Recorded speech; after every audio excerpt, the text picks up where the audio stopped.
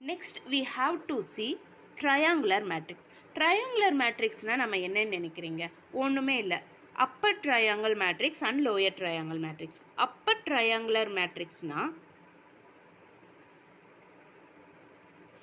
upper triangle matrixனா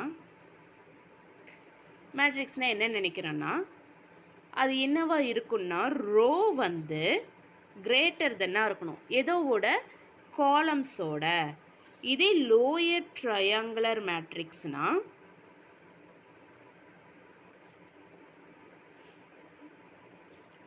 காலம் வந்து row வந்து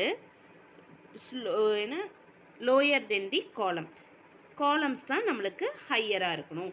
அப்பர் ட்ரையாங்கிள்னா ரோ வந்து நம்மளுக்கு நம்ம ரெண்டு ட்ரையாங்கிள் மைனஸ் பண்ணும்போது ரோ வந்து நம்மளுக்கு ஹையராக இருக்கணும்.